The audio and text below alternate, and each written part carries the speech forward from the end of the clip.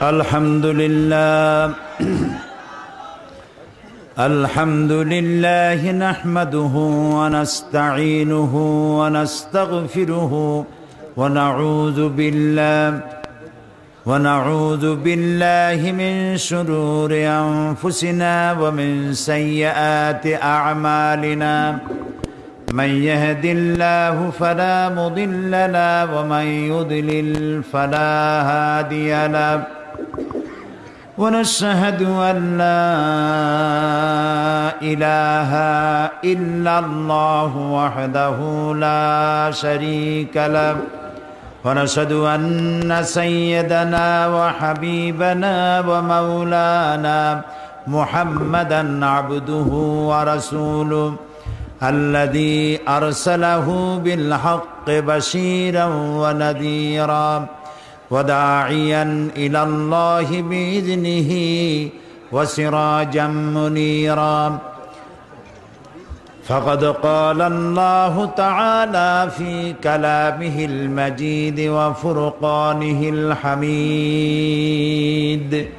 أعوذ بالله من الشيطان الرجيم بسم الله الرحمن الرحيم إن الله وملائكته يصلون على النبي يا أيها الذين آمنوا صلوا عليه وسلموا تسليما اللهم صل على سيدنا مولانا محمد وعلى آل سيدنا مولانا محمد জোরে সরে মোহব্বতের সাথে পড়েন আল্লাহুম্মা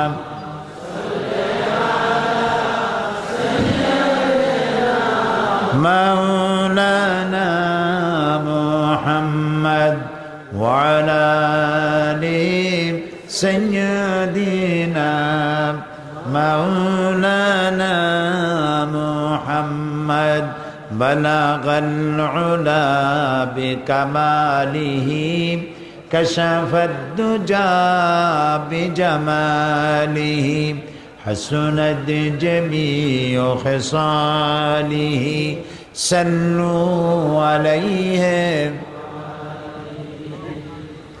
होना ये फूल तो बुलबुल का तरन्नुम भी न हो चिमने दहर में कलियों का तबस्सुम भी न हो बलगल उला बिकमालिही कशफद दुजा बिजमालिही हसनत जमीअ खिसालिही सल्लू अलैहि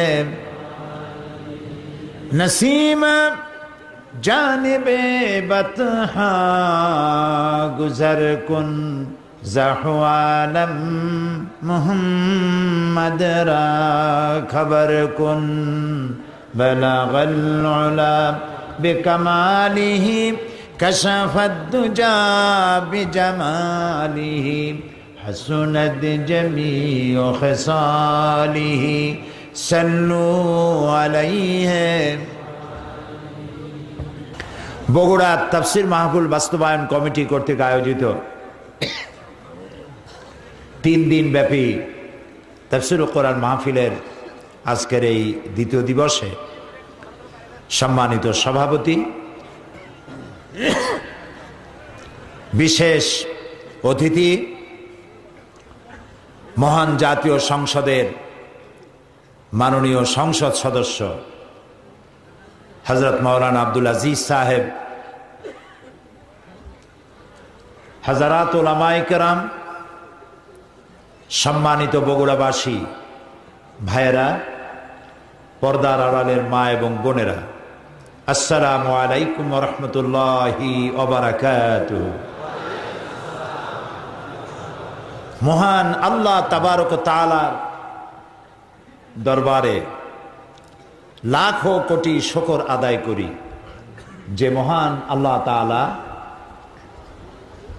অতীতের বছরগুলির মতো মাঝখানে একটা গ্যাপ হয়ে গেছে, আবারও এই বগুড়া শহরে যে মাঠে মাহফিল হতো তার থেকে বড় মাঠে এ সুন্দর আয়োজনে কোরআনে কারিমের মাহফিল যে আল্লাহ তাআলা করার তৌফিক দিলেন, সেই মনিবের দরবারে শুকরগুজার হচ্ছি, কালেমাত শুকর আদায় করছি, পড়ছি আলহামদুলিল্লাহ। সকলের সমস্বরে পড়ুন আলহামদুলিল্লাহ। রব্বানা লাকাল হামদ হামদান কাসীরান তাইয়্যিবান মুবারাকান ফীহি ইয়া রাব্বি লাকাল হামদু কামা ইয়ানবাগি লিজালালি ওয়াজহিকা ওয়া আযীমি সুলতানিকা। আমরা আল্লাহ তাআলার প্রশংসা করে নিলাম আল্লাহর শেখানো ভাষা দিয়ে এবং নবী করিম সাল্লাল্লাহু আলাইহি ওয়াসাল্লামের ভাষা দিয়ে। তিনি দয়া করে আমাদেরকে মাহফিল আসার সুযোগ করে দিয়েছেন এবং কোরআন শুনতে আসার তৌফিক দান করেছেন। আজকের মাহফিলের মতো শ্রেষ্ঠ মাহফিল আকাশের নিচে জমিনের উপরে আর হতে পারে না। যে মাহফিলে কালামে রাব্বানি বায়ান করা হয়, আল্লাহ তাআলার কোরআন আলোচনা করা হয়, এর থেকে শ্রেষ্ঠ মাহফিল পৃথিবীতে আর হতে। আজকের বগুড়ার এই জাতীয় বগুড়ার এই ঈদগাহ ময়দান জান্নাতের টুকরায় পরিণত হয়ে গিয়েছে, কারণ আমরা শুনতে এসেছি কোরআন। কি শুনতে এসেছি? কোরআন। আমি চেষ্টা করব কোরআনে কারীম থেকে আলোচনা করার, বিতাওফীকিল্লাহ বিইজনিল্লাহ বিমাশিয়াতিল্লাহ তাআলা। আল্লাহ তাআলা দয়া করে যদি তৌফিক দেন তাহলে বলতে পারবো, আল্লাহ তৌফিক না দিলে কিছুই বলতে পারবো না। এই জন্য আপনারা দোয়া করুন। এ মাহফিলের আয়োজকরা যে কষ্ট করে আয়োজন করেছেন আর আপনারা দূরদারাজ থেকে কষ্ট করে এসেছেন, এমন কিছু কথা বলার তৌফিক আল্লাহ তার গোলামকে দান করুন যে কথাগুলি সকলের জন্য মুফিদ হয়, ফায়দা হয়, উপকার হয়, আমলের জন্য যেন উপকারী হয়ে আমাদের জন্য যা আমলের দুনিয়া এবং আখিরাতে নাজাতের কারণ হয়ে দাঁড়ায়। প্রিয় উপস্থিতি, কোরআন কি এটি আগে আমাদেরকে বুঝে নিতে হবে। কি জন্য কোরআন এসেছে? এই কোরআন এর মধ্যে যত কথা আছে সবগুলি কথা কার? আল্লাহ তাআলা এই কোরআন সহ আরো অনেক কিতাব নাজিল করেছেন, কিন্তু কোন কিতাবকে আল্লাহ নিজে হেফাজত করবেন এর কোনো গ্যারান্টি দেন নাই। তাওরাতে কথা লেখা নাই যে তাওরাতকে আমি হেফাজত করব, ইনজিলে কথা লেখা নাই যে আমি এটাকে হেফাজত করব, জাবুর এতে কথা লেখা নাই যে জাবুরকে আমি হেফাজত করব, কিন্তু এই কোরআনের মালিক বলেছেন কোরআন আমি হেফাজত করব। কে এটার মালিক? আল্লাহ রাব্বুল আলামিন কোরআনে কারীমের মধ্যে বলেন, ইন্না নাহনু নাযালনা যিকরা ওয়া ইন্না লাহু লাহাফিজুন। কোরআন নাজিল করেছি আমি আল্লাহ, আর এর সংরক্ষণের দায়িত্ব আমার। এটা নাজিল করেছি আমি, হেফাজত করব আমি। সুবহানাল্লাহ। অন্য কোন কিতাবের দায়িত্ব তিনি নিলেন না, অথচ নাজিল করেছেন তিনি। কোরআনের দায়িত্ব নিলেন কেন? এই জন্য নিয়েছেন মুহাম্মদ রাসূলুল্লাহ সাল্লাল্লাহু আলাইহি সাল্লামের পরে আর কোন নবী আসবে না। আর কোরআন নবী মুহাম্মদ সাল্লাল্লাহু আলাইহি সাল্লাম শেষ নবী, কোরআন শেষ কিতাব, এরপরে আর কোনো কিতাব নাই। আর আমরা শেষ উম্মত, আমাদের পরে কোনো উম্মত নাই। যেহেতু নবী আসবে না, সেহেতু কিতাবও আসবে না। আর এই কিতাবের হেফাজত যদি আল্লাহ না করেন, তাহলে বিশ্ববাসী হেদায়েতের রাস্তাও পাবে না। এই জন্য মহান আল্লাহ তাআলা কোরআন হেফাজতের দায়িত্ব নিলেন। আল্লাহু আকবার। পৃথিবীর কত ধর্মগ্রন্থ আছে, কোন ধর্মগ্রন্থের পিউরিটি, অরিজিনালিটি সঠিকভাবে টিকে আছে একথা সেই ধর্মের লোকেরাও বলেন যে আমাদের এই কিতাবগুলি আগের মতো নাই, উল্টাপাল্টা হয়ে গেছে। জিজ্ঞেস করুন, তারা বলবে। কিন্তু কোরআনের ব্যাপারে আজ পর্যন্ত পৃথিবীতে কেউ বলতে পারেনি যে নবী করিম সাল্লাল্লাহু আলাইহি সাল্লামের জামানায় যেমন কোরআন নাজিল হয়েছিল আজকের যুগে ওই রকম নাই। লন্ডনে যে কোরআন, আমেরিকার কোরআনের সাথে তার মিল নাই, সৌদি আরবের কোরআন বাংলাদেশের কোরআনের সাথে মিল নাই, এরকম হয়েছে? হয় নাই। কেন হয় নাই?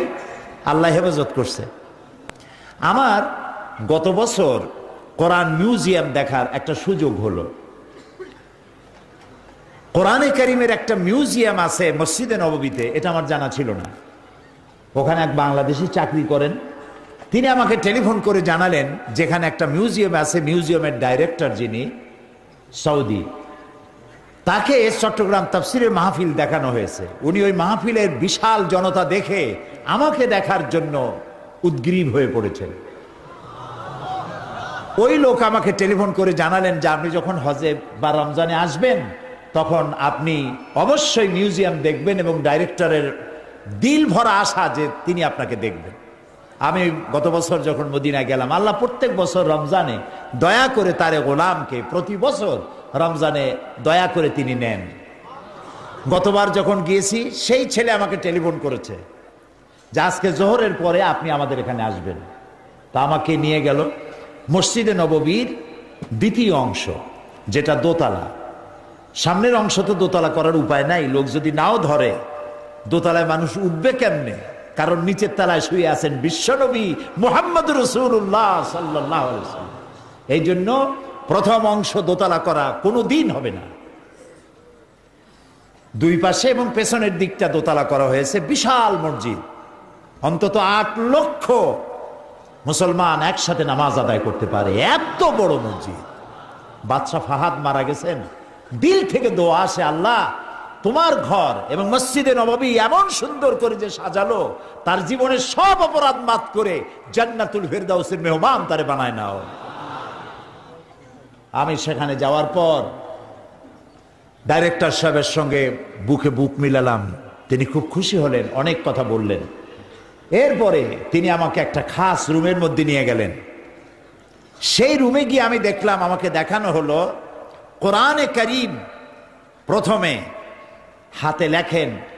প্রথমে তো এগুলি লেখা হয়েছে যখন নাজিল হয়েছে তখন পাথরের উপরে, কাঠের উপরে, শুকনা চামড়ার উপরে এবং তৎকালীন যুগের প্রস্তুতকৃত মোটা কাগজের উপরে লেখা হয়েছে। এরপরে তারা আমাকে একটা একটা সব দেখালেন। এরপরে হযরত ওসমান রাদিয়াল্লাহু তাআলা আনহুর হাতের লেখা কোরআন শরীফ আমাকে দেখালেন। আমার জীবন ধন্য, আমার জীবন ঠান্ডা হয়ে গেল, চোখ ঠান্ডা হয়ে গেল। ওসমান রাদিয়াল্লাহু তাআলা আনহুর হাতের লেখা কোরআন শরীফ, এত সুন্দর হাতের লেখা যা তার টাইপ ফেল করে, জের জবর নাই, নক্তা নাই, গায়রে মানকুতা। তখন নক্তা ছিল না, কেমনে পড়তো আল্লাহই জানে। এরপরে নক্তা এবং এরাব লেগেছে হাজ্জাজ ইবনে ইউসুফের সময়। সেই কোরআন শরীফ আমি বললাম যদি আমাকে একটা ফটোকপি দেন তো আমি খুব খুশি হব। তো এটা একটা ফটোকপি আমাকে দিয়েছে, আমি নিয়ে আসছি। সেই থেকে নিয়ে কোরআন শরীফ কিভাবে হেফাজত করা হলো, কিভাবে টাইপ হলো, এগুলি সব একটার পর একটা সেই মিউজিয়ামে সব ধরে রাখা আছে। এরপরে সেই কোরআন হতে হতে এখন এবারে আমাকে একটা মোবাইল উপহার দিল জেদ্দা থেকে এক ভদ্রলোক। মোবাইলের ভিতর একটা মেমোরি কার্ড আছে, এই আঙ্গুলের 1 করের সমান, 30 পারা কোরআন শরীফ তার মধ্যে ঢুকানো। সুবহানাল্লাহ বিহামদি। কোরআনে কারীমকে আল্লাহ পাক হেফাজত করেছেন এমন ভাবে, মানুষের কলিজার মধ্যে গেঁথে দিয়েছেন। পৃথিবীতে এত হিন্দু আছে, তাদের ধর্মগ্রন্থ বেদ। আপনি চ্যালেঞ্জ করুন, ভাই তোমাদের ধর্মগ্রন্থ তো বেদ, বেদের একজন হাফেজ দাও তো। পারবে বগুড়ার হিন্দুরা দিতে? পারবে বাংলাদেশের হিন্দুরা দিতে? পারবে ইন্ডিয়ার হিন্দুরা দিতে? পারবে না। খ্রিস্টানদের বলুন একটা বাইবেলের হাফেজ দাও, পারবে না। কিন্তু বর্তমান পৃথিবীতে একটা জরিপের মাধ্যমে জানা গেছে, তাম পৃথিবীতে কোরআনে কারীম যারা মুখস্থ করেছেন, কলিজার ভিতরে যারা হেফাজত করেছেন, সেসব হাফেজদের সংখ্যা 6 কোটি ছাড়াইয়া গেছে। 6 কোটির উপরে মুসলমানেরা কোরআন শরীফ মুখস্থ করেছেন সিনার মধ্যে। ছোট্ট ছোট্ট বাচ্চা থেকে শুরু করে 6 বছর 7 বছরের বাচ্চা ছেলে মুখস্থ করতেছে কোরআন শরীফ। আল্লাহ তাআলা বলছেন, ওয়ালাকাদ ইয়াসসারনাল কুরআনা লিযিকর ফাহাল মিন মুদ্দাকির। আমি কোরআনে কারীমকে বোঝার জন্য আর মুখস্থ করার জন্য সহজ করে দিয়েছি। কে বলছেন? আল্লাহ যদি সহজ না করতেন মুখস্থ করার, এত বড় কিতাব মুখস্থ করা মানুষের জন্য অসম্ভব। আল্লাহ বলেছেন আমি সহজ করেছি। বোঝাও সহজ, মুখস্থ করাও সহজ। সুবহানাল্লাহ। চেষ্টা করলেই হলো, চেষ্টা করলেই হলো। আমরা চেষ্টা করি না, তাই বুঝি না। এবং কোরআন এটি সকলের জন্য, এটি শুধু মুসলমানদের জন্য নয়। হিন্দু, খ্রিস্টান, বৌদ্ধ, ইহুদি, নাসারা, তেলি, মুসি, নাপিত, দোপা, যার নাম মানুষ, তার জন্য কোরআন। সুবহানাল্লাহ বলেন। কারণ আল্লাহ সকলের আর কোরআনও সকলের। এই কোরআনে কারীম আল্লাহ তাআলা নাজিল করলেন তাবিজের কিতাব হিসেবে নয়। কোরআন নাজিল করলেন ঝাড়ফুঁকের কিতাব হিসেবে নয়। কোরআন নাজিল করলেন ঝুলে ঝুলে মুখস্থ করবেন এজন্য নয়। দেখেন না আমাদের দেশে রমজান মাসে কিভাবে জ্বলে আর পড়ে। তারপরে গল্প করে বাড়ির মালিক, আমার বউ এই রমজানে 5 খতম, আমার নাতনি 7 খতম, আমার পুত্রবধূ 11 খতম, আর আমি না পড়ি এমনি এমনি খতম। আচ্ছা বলেন, কোরআন শরীফকে এইভাবে 14 বার 15 বার আগামাথা পড়ার জন্য শুধু জ্বলবেন আর পড়বেন, এই জন্য কোরআন নাজিল হয়েছে? কপাল তো আমাদের এই জন্য পুড়েছে। আমরা শুধু পড়ি, বুঝি না। কি পড়ি বুঝি না। এখন এই বইটার মধ্যে কি আছে আমি জানি না, পড়তেও জানি না, বুঝিও না। তো এই বই আমার কেমনে ফায়দা দেবে? ডাক্তারের প্রেসক্রিপশন কি জন্য দেয়? পড়ার জন্য। আপনি প্রেসক্রিপশন পড়বেন, মুখস্থ করবেন আর সুমা দেবেন সকালে আর বিকালে, রোগ ভালো হবে। এই কাম সে করে, তার মানুষে কি করবে? তো এখন নিজের ফতোয়া নিজেরে দেন, আপনি কি? আল্লাহ রাব্বুল আলামিন একখানা কিতাব দিলেন, সেই কিতাবটা বুঝলাম না। আহারে, কোর্টের থেকে যদি একটা চিঠি যায় আপনার নামে ইংরেজিতে, ঢাকা র্যাবের থেকে, আর্মি থেকে, অথবা SBIB থেকে, অথবা DIB থেকে, অথবা ন্যাশনাল সিকিউরিটি ফোর্স থেকে একটা ইংরেজিতে একটা চিঠি আসছে আপনার নামে, আপনি ইংরেজি জানেন না। এই চিঠিটা বোঝার জন্য আপনার পেরেশানি হবে কিনা বলেন? হবে কিনা? যে এই চিঠির মধ্যে কি আমার মৃত্যুর পরোয়া না, না আমার মালক্রোক, না আমার জেল, না জরিমানা, কি হলো? র্যাবের কাছ থেকে চিঠি আসলো কেন? NSAর কাছ থেকে চিঠি আসলো কেন? পাগল হয়ে যাবেন জানার জন্য। চলে যাবেন ইংরেজি জানে তার বাড়ি পর্যন্ত, ঠিক না? সে যদি না বোঝে তাহলে আর একজনের কাছে। যতক্ষণ ওই চিঠির মর্ম উদ্ধার করতে না পারতেছেন ততক্ষণ আপনার মাথার ঘাম পায়ে পড়তে থাকবে, ঘুম হবে না, ঠিক কিনা বলেন? সামান্য একটা কোর্টের চিঠি, একজন অফিসারের চিঠি বোঝেন না, সেইটা বোঝার জন্য যদি এত পেরেশানি হয়, আকাশ আর জমিনের মালিক আপনার আমার স্রষ্টা, সে আল্লাহর পক্ষ থেকে একখানা কিতাব এসেছে আমাদের জন্য, অথচ আমি বুঝলাম না এর মধ্যে কি লেখা আছে। খালি চুমা খাইলাম, মাথায় লাগাইলাম আর থুয়ে দিলাম। রমজান আসলো, জ্বললাম আর পড়লাম। কোনো বই পড়তে মানুষ জ্বলে না, কোরআন শরীফ পাইলি জ্বলে গেলে। লক্ষ্য করছে? কেন জ্বলে আল্লাহ জানে। ঝুলতে ঝুলতে এক পর্যায়ে ঘুমায় পড়ে। আহারে, এই কোরআন একটা মৃত্যু প্রায় জাতিকে জিন্দা করে দিয়েছিল। এই কোরআন মূর্খ বেদুইনদেরকে, উট আর ছাগলের রাখালগিরি করত যারা, তাদেরকে প্রেসিডেন্ট বানায় দিয়েছিল। কৃতদাসদেরকে সেনাপতি বানিয়েছিল। গোলামদেরকে বিচারপতি বানিয়ে দিয়েছিল। সুবহানাল্লাহ। সেই কোরআন আমার আপনার ঘরে আছে, অথচ আমি কোরআন বুঝি না। এর থেকে হতভাগ্য দুর্ভাগ্য আর কি হতে পারে? এই জন্য কোরআনের তাফসীর মাহফিলের জন্য করা হয় না যে কিছু শুনলেন আর বাড়ি চলে গেলেন, বললেন বহু মানুষ হয়েছিল, হায় রে ওয়াজ, কি সাংঘাতিক ওয়াজ।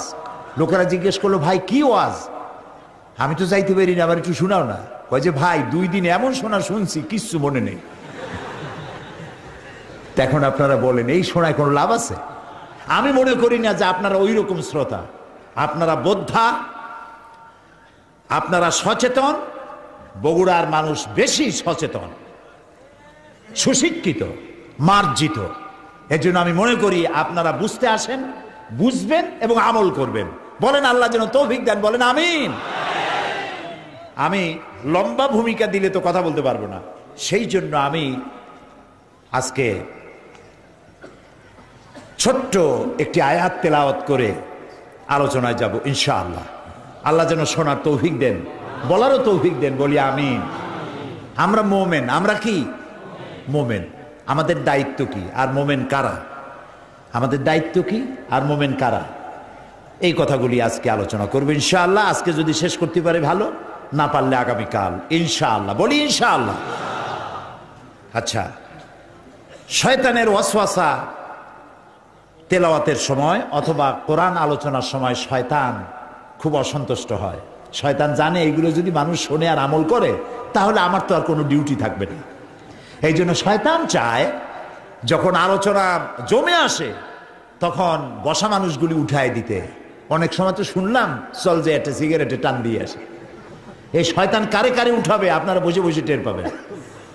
এই জন্য মজবুত হয়ে বসার জন্য আল্লাহর কাছে শয়তানের ওয়াসওয়াসা থেকে পানাহ চাইতে হবে। পড়েন আমার সাথে, আউযু বিল্লাহি মিনাশ শাইতানির রাজিম, বিসমিল্লাহির রাহমানির রাহিম। বিতাড়িত মরদুদ শয়তানের ওয়াসওয়াসা থেকে পানাহ চাই। পরম করুণাময় আল্লাহর নামে শুরু করছি।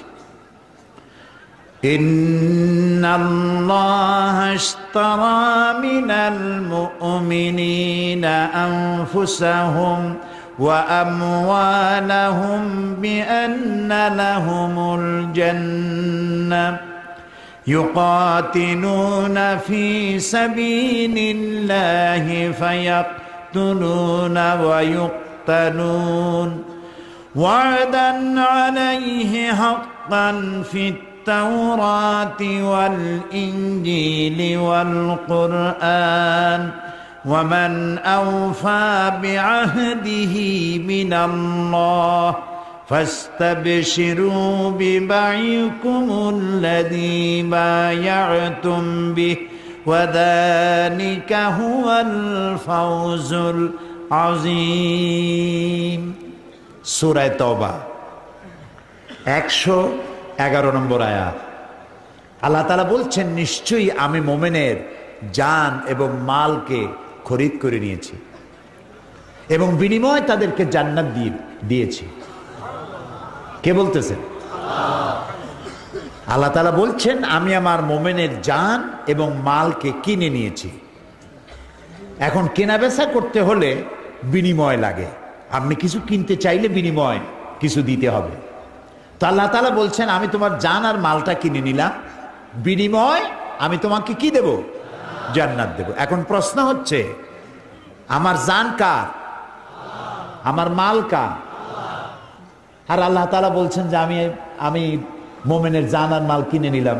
এটা তো আল্লাহর নিজের। তা আমার জিনিস আমি কিনি কেমনে? আল্লাহর জিনিস আল্লাহ কিনছেন কি করে? এ কথাটার অর্থ কি, ব্যাখ্যা কি? কথা মাথায় ঢুকতেছে? আলহামদুলিল্লাহ। ইন্নাল্লাহা আশতারা মিনাল মুমিনিনা আনফুসাহুম ওয়া আমওয়ালাহুম বিআন্না লাহুমুল জান্নাহ। নিঃসন্দেহে আমি মুমিনের জান এবং মালকে কিনে নিয়েছি, বিনিময়ে তাদেরকে জান্নাত দিয়েছি। কি কিনলেন তিনি?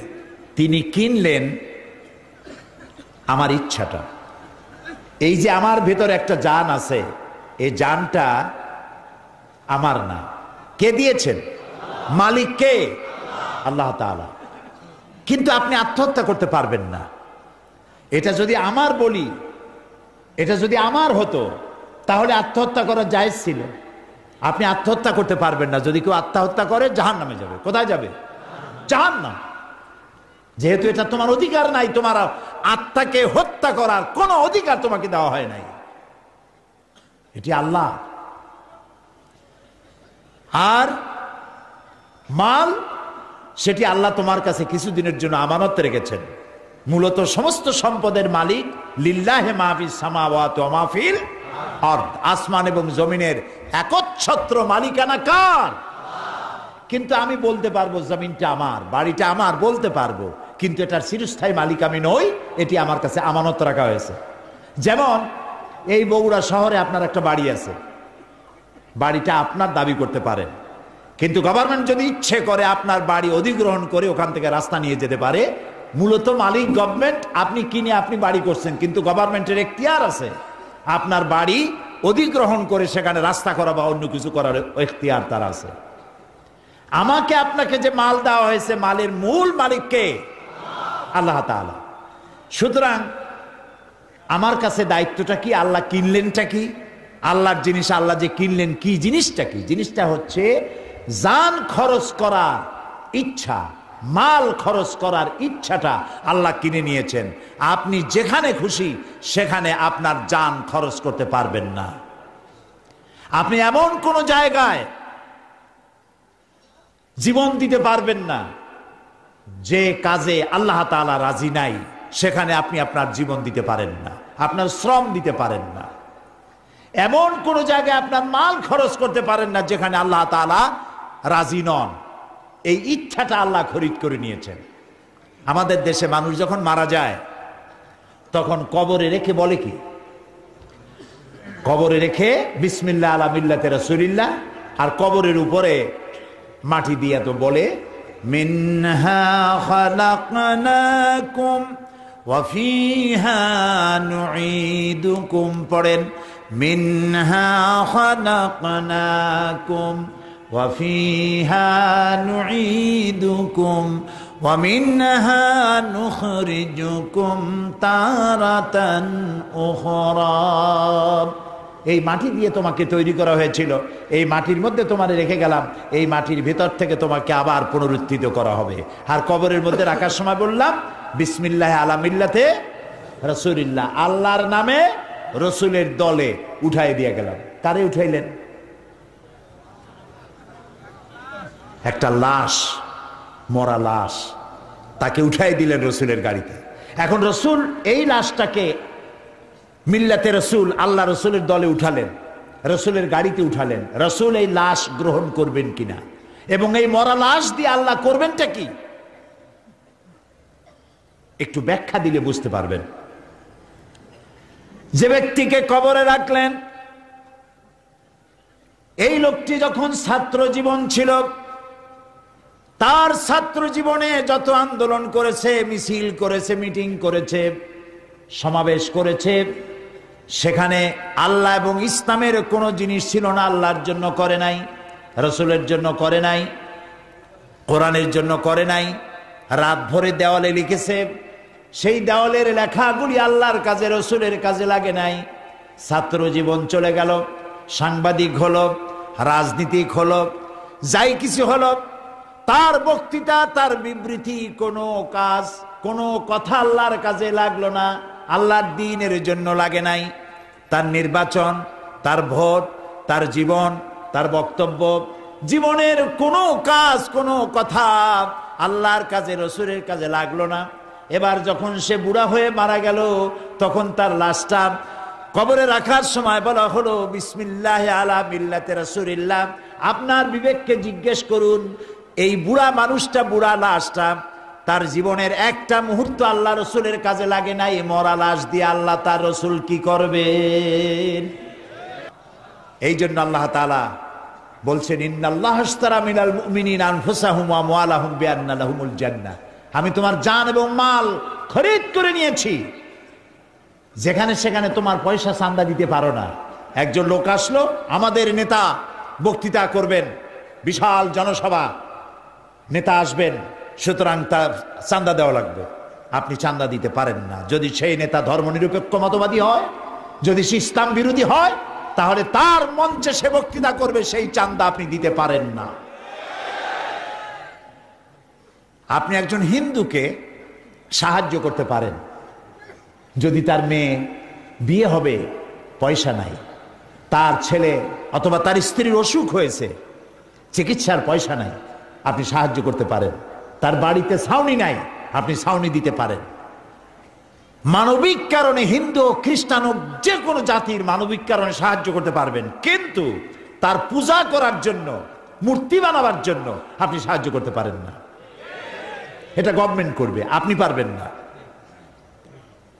এখানে এই যে খরচটার ব্যাপারটা, আপনি যেখানে সেখানে ইচ্ছা করলেই খরচ করতে পারবেন না। ঢাকা থেকে নর্তকী আসবে, নায়িকা আসবে, গায়িকা আসবে, বিশাল নাচ গানের ওপেন কনসার্ট। হায় হায়, ওপেন কনসার্টে পুরুষগুলার চুল কোমর পর্যন্ত লম্বা, এদিকে চুল ফেলায়, ওদিকে চুল ফেলায়, দুইটা লাভ দিল, তিনটা সিক দিল, ওপেন কনসার্ট হয়ে গেল। এগুলোর জন্য মানুষেরা পয়সা খরচ করছে, জায়েজ নাই। আপনার পয়সাটা আপনার পয়সা, আপনার জান, আপনার মাল খরচ করতে হবে। কেবলমাত্র আল্লাহ যেখানে রাজি আছেন, এর বাইরে আপনি খরচ করতে পারবেন না। আপনি সেই মিছিলে যেতে পারেন না যে মিছিলে আল্লাহর নাম উচ্চারিত হয় না। আপনি সেই বিক্ষোভ, সেই সমাবেশে যেতে পারেন না যেই সমাবেশ, যেই বিক্ষোভে আল্লাহর এবং ইসলামের কোনো স্বার্থ নাই। যেহেতু আমি মুসলমান, আমরা কি বলেন সবাই? মুসলমান। এই জন্য আল্লাহ তাআলা বলছেন, আমি মুমিনের জান এবং মালকে খরিদ করে নিয়েছি, বিনিময় জান্নাত দেব। এই যে বিনিময় জান্নাতটা দেব, এই ওয়াদা আমি করেছি। ওয়াদান আলাইহা হাক্কান ফিত তাওরাত ওয়াল ইনজিল ওয়াল কুরআন। এই ওয়াদা আমি করেছি, তাওরাতে করেছি, ইনজিলে করেছি, আর এই কোরআনেও করলাম। সুবহানাল্লাহ কইতে ইচ্ছা করে না? আমার আল্লাহ বলছেন, এই যে তোমার জানমালের বিনিময় আমি তোমার বেহেশত দেব, এই ওয়াদা আমি করেছি তাওরাতে, ইনজিলে, আবার কোরআন শরীফও করলাম। ওয়ামান নাউফা বিআহদিহি মিনাল্লাহ। আর আল্লাহর চাইতে ওয়াদা পূরণকারী আর কে হতে পারে? পারে কেউ? পারে না। কত নেতা আসে, ভাইয়ার আমার, বোনের আমার কথা মানো, না খাইয়া মরবে না, কত কথা বলে, আর শেষ পর্যন্ত কিছুই হয় না। আছে না? আল্লাহর ওয়াদা কি এইরকম? আল্লাহ তাআলার প্রত্যেকটি ওয়াদা অক্ষরে অক্ষরে প্রতিফলিত হয়। সুবহানাল্লাহ। সুতরাং আল্লাহ তাআলা বলছেন, ফাস্তাবশিরু বিবাইকুমুল্লাযী বায়াতুম। এবার আনন্দ করো, ফুর্তি করো, যারা আল্লাহর চুক্তিতে এগ্রিমেন্ট, আল্লাহর এগ্রিমেন্টে চুক্তি করতে পারছো, আল্লাহর চুক্তির সাথে যারা ঐক্যবদ্ধ হতে পেরেছো, আল্লাহর এই শর্তে যারা ঐক্যবদ্ধ হতে পেরেছো, এই চুক্তি এগ্রিমেন্টে যারা স্বাক্ষর করতে পেরেছো, তারা আনন্দ করো। কারণ হচ্ছে ওয়াযালিকা হুয়াল ফাউজুল আযীম। আর এটা হচ্ছে মহা সাফল্য।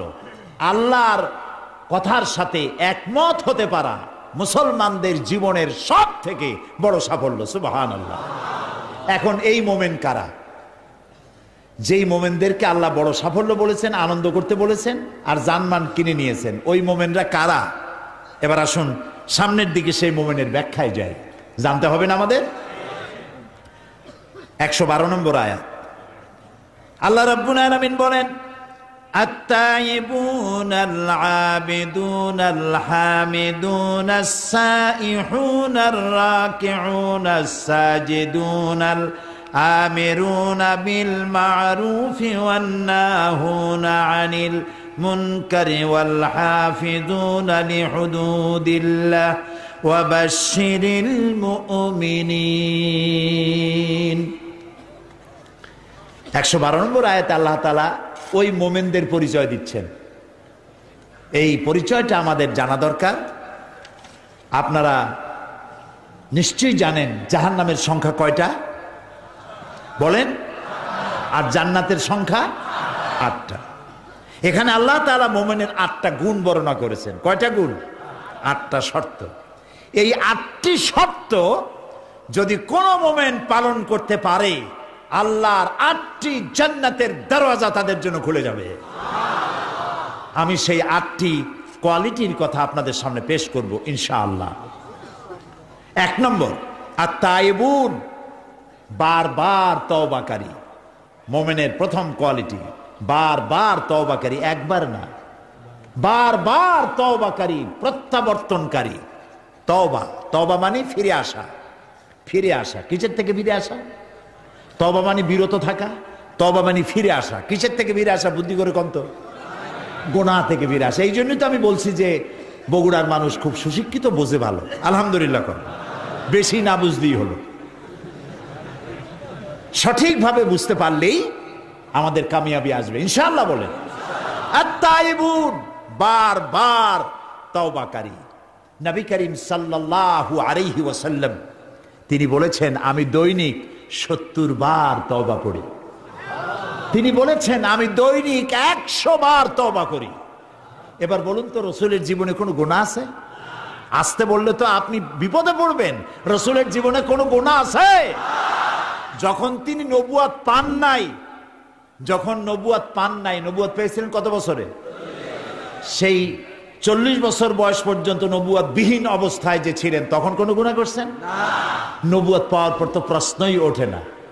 এরপরে আল্লাহ রাব্বুল আলামিন তার নবীকে বলেছেন, আপনার আগের এবং পরের সমস্ত গুনাহ খাতাকে আমি মাফ করে দিলাম। কোন গুনাহ নবী করেন নাই, তারপরে আল্লাহ তাআলা মাফ করে রেখেছেন। কোন গুনাহ নাই, আল্লাহ মাফ করে দিয়েছেন, মাফ করে রেখেছেন। যিনি আল্লাহর কাছে মুস্তাজাবুদ দাওয়াত, আল্লাহর আরশের নিচে জমিনের উপরে তার থেকে সম্মানিত ব্যক্তি আর নাই। এক কথায় আল্লাহর পরেই তার মর্যাদা। সুবহানাল্লাহ বলো।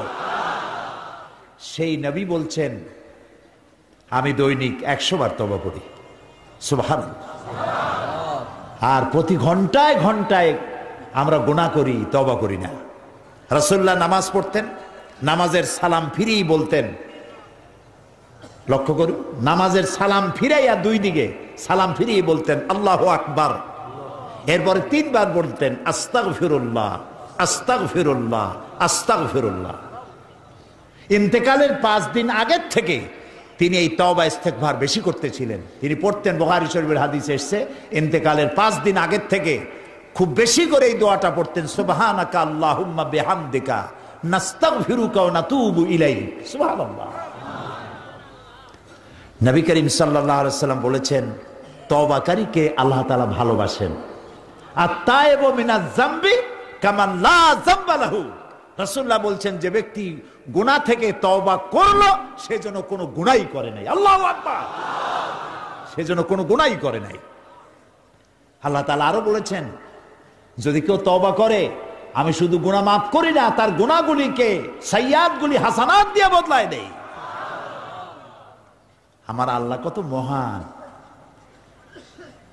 হাদিসে কুদসির ভিতরে এসেছে, আল্লাহ রাব্বুল আলামিন বলেন, কোন বান্দা যদি আমার দিকে 1 বিঘাত অগ্রসর হয়, আমার রহমত তার দিকে 1 হাত এগিয়ে যায়। কোন বান্দা যদি আমার দিকে হেঁটে আসে, আমার রহমত বান্দার দিকে দৌড়াইয়া যায়। বান্দা যখন হাত তোলে আর চোখ দিয়ে পানি গড়াতে থাকে, আল্লাহ তাআলা বলছেন, নবী, ইসলামের ভিতরে যে লোক দাড়ি আর চুল পাকাইল, শুনতেছেন? ইসলামের ভিতরে থেকে যে লোক দাড়ি আর চুল পাকাইল, বৃদ্ধ হয়ে গেছে, চলতে পারে না, বার্ধক্যের চরম পরিণতিতে উপস্থিত হয়ে এই বৃদ্ধ বান্দা যখন আমার দরবারে হাত তুলে বলে, রব্বুল আলামিন, আমি আগের মতো কামাই করতে পারি না বলে সংসারে আমার দাম নাই, ছেলের কাছে দাম নাই, বউয়ের কাছে দাম নাই, পুত্রবধূর কাছে দাম নাই, আমি আগের মতো চলতে পারি না, আমি আগের মতো চোখে দেখি না, আমি আগের মতো শুনতে পাই না, খাইয়াও হজম করতে পারি না, দাঁড়াইতেও পারি না, সংসারে আমার কোনো মর্যাদা নাই। আয় আল্লাহ রাব্বুল আলামিন, গুনাহ করে করে জীবনটাকে এমন ভাবে বরবাদ করে দিছি, তোমার কাছে ক্ষমা চাইবো, গুনাহ মাপ চাইতো আমার ভয় লাগে, এত গুনাহ করেছি। আল্লাহ রাব্বুল আলামিন বলেন, ও আমার নবী, এই দাড়ি এবং চুল পাকা বৃদ্ধ মানুষটি যখন আমার কাছে কাঁদতে থাকে, তখন আমার শরম হয় এই বান্দারে কেমনে আমি খালি হাতে ভিড়াই। আল্লাহ তাআলার কাছে বান্দা যখন কান্দে, চোখের পানি ফেলে দেয়, আল্লাহ তাআলা তখন তাকে ক্ষমা করে দেন। নবী করিম সাল্লাল্লাহু আলাইহি সাল্লাম বলেছেন, গুনার কারণে চোখ দিয়া যখন পানি পড়ে, সেই চোখের পানি নাকের অর্ধেক আসতে না আসতে আল্লাহ তাকে মাফ করে দেন। গুনাহ করেছো, তোমার গুনাহ যদি হয় পাহাড় সমান, আল্লাহর রহমত আকাশ সমান। তোমার গুনাহ যদি আকাশ সমান হয়, আল্লাহর রহমত তো তার আরশ উপচে পড়েছে। হাদিস শরীফে এসেছে, আল্লাহ তাআলা বলছেন, হাদিসে কুদসি, আল্লাহ তাআলা বলছেন, আমার রহমত আর আমার গজব এই দুটিতে কম্পিটিশন হচ্ছিল, প্রতিযোগিতা হচ্ছিল। গজব আর রহমত দুটিতে প্রতিযোগিতায় আমার গজব হেরে গেছে, রহমত জিতে গিয়েছে। প্রিয় ভাই সব, আল্লাহর কাছে তওবা করা মুমিনের সব থেকে বড় কোয়ালিটি। গুনাহ করেছো, মাপ চাও, চোখের পানি ফেলো। আর বান্দা যখন আল্লাহ বলে ডাক দেয়, বান্দা যখন তার অন্তরের অন্তঃস্থল থেকে, হৃদয়ের গভীর কন্দর থেকে একবার যখন ডাক দেয় আল্লাহ, মুখ দিয়া বলা আর কলজা দিয়া বলা দুইটা এক জিনিস না। মোহব্বতের সাথে বলেন আল্লাহ আল্লাহ আল্লাহ। কলিজার ভেতর থেকে বান্দা যখন একবার উচ্চারণ করে আল্লাহ, আল্লাহ রাব্বুল আলামিন ৭০ বার সাড়া দিয়া বলেন, বান্দা তুমি কি চাও, আমি হাজির। ওয়া নাহনু আকরাবু ইলাইহি মিন হাবলিল ওয়ারিদ। বান্দারে, আমি তোমার সাহারা, যে রগের উপর তোমার মাথাটা দাঁড়ানো আছে, এই রগের চাইতেও আমি বেশি তোমার নিকটবর্তী। প্রিয় ভাই সব, হযরত ইউনূস আলাইহিস সালাম জাতিকে বুঝালেন তাওহীদের উপর ঈমান আনো, লা ইলাহা ইল্লাল্লাহ পড়ো। জাতি মানল না। বছরের পর বছর বুঝাতে লাগলেন। শেষ পর্যন্ত তিনি বিরক্ত হয়ে জাতিকে বললেন, ৩ দিনের মধ্যে তোমাদের উপরে আল্লাহর গজব আসবে, আমি চললাম। তিনি আল্লাহর সিদ্ধান্তের অপেক্ষা করেন নাই। সূরা আস-সাফফাতের মধ্যে পুরা ঘটনা আসছে কোরআন শরীফে। তিনি আল্লাহর সিদ্ধান্তের অপেক্ষা না করে উম্মতের উপরে বিরক্ত হয়ে তাদেরকে গজবের দুঃসংবাদ শোনায়া তিনি রওনা করলেন। এলাকা ছেড়ে, সামনে ছিল দরিয়া, নৌকায় উঠেছেন, দরিয়া পার হয়ে যাবেন। নৌকা যখন দরিয়ার মাঝখানে আসছে, তুফান শুরু হয়ে গেছে, এত তুফান নৌকা ডুবে যাবে। তখন মাঝি, খুব প্রবীণ মাঝি বলছে যে দরিয়ার মধ্যে এই ধরনের তুফান তো স্বাভাবিক হয় না। আজকে যে অবস্থা হয়েছে, আমার দীর্ঘ জীবনের অভিজ্ঞতা হচ্ছে যে কোনো কৃতদাস যদি পালায়, তখন মানুষ বেচা কিনার সিস্টেম ছিল, কোনো কৃতদাস যদি তার প্রভুকে না বলে পালায়, তখনই এই রকমের তুফান হয় আর নৌকা ডুবে যায়। কোন কৃতদাস যে পালাইছে এই জাহাজে আছে, এই নৌকায়, তা তো আমি জানি না। যদি কেউ এরকম পালায় এসে থাকো, তাকে আমরা ফালাই দেব নদীতে, তা নাহলে আমরাও বাঁচবো না।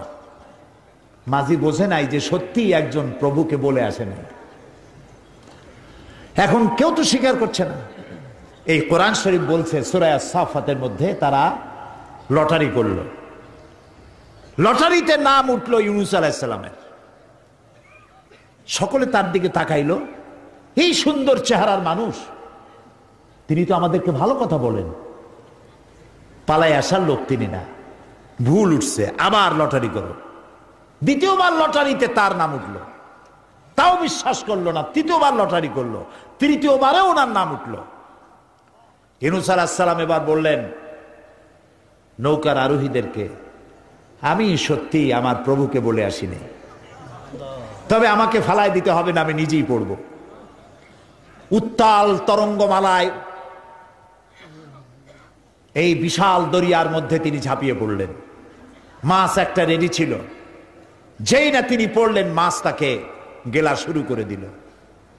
অন্তরিক্ষ থেকে আল্লাহ রাব্বুল আলামিন মাছকে জানাই দিলেন, মাছ, এটা তোর রুজি না, চাবাইতে পারবি না, হজম করতে পারবি না। মাছের পেটের ভিতরে চলে গেলেন তিনি। আল্লাহ তাআলা বলছেন, ওয়াযান্নুন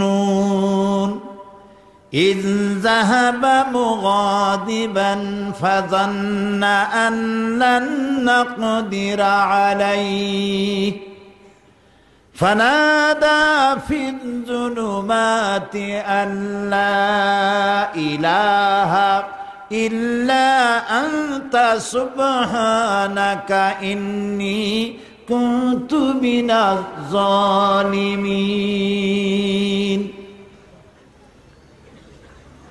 হযরত ইউনূস আলাইহিস সালাম মাছের পেটে চলে গেলেন। তাফসীরে এসেছে এই মাছকে আরেকটা মাছ গিলে ফেললো। এখন একটা মানুষ গিলে খায় যে মাছে, সেই মাছের গেলে আর এক মাছ, সে কত বড় মাছ, তিমি মাছও হতে পারে, আল্লাহ ভালো জানে। এই মাছ ইউনূস আলাইহিস সালাম মনে করেছেন আমি তো শেষ। মাছ পানির নিচে ডুবতে ডুবতে ডুবতে ডুবতে একদম তলায় চলে গিয়ে প্লেন যেভাবে ল্যান্ড করে এইভাবে মাছটা তলদেশে গিয়ে ল্যান্ড করলো। হযরত ইউনূস আলাইহিস সালাম হাত পা মাথা নাড়ায় দেখলেন মরি নাই। তিনি দাঁড়ায় গেলেন, মাছের পেটের ভিতরে দাঁড়ায়া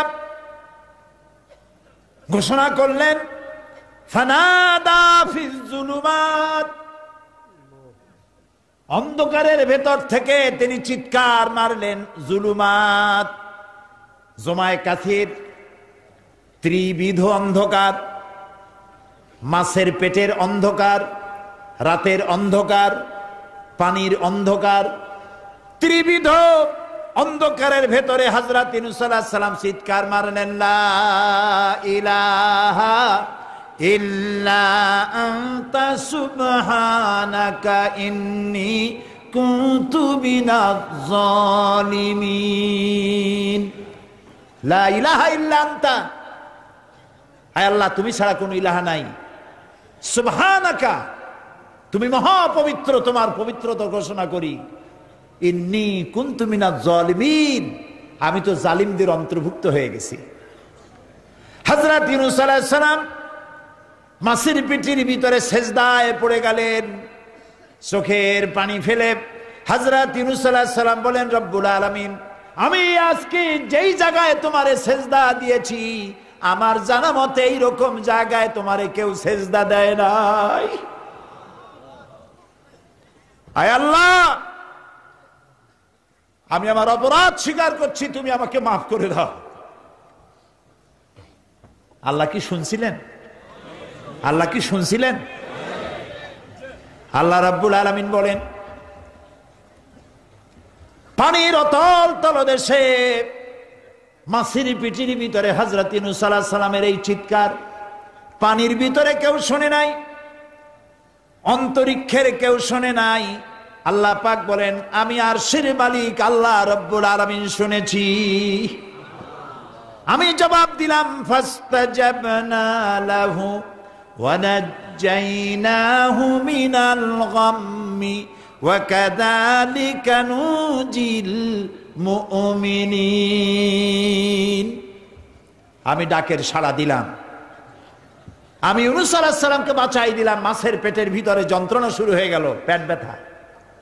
মাছ বুঝতে পারলো আমি যদি বমি না করি বাঁচব না।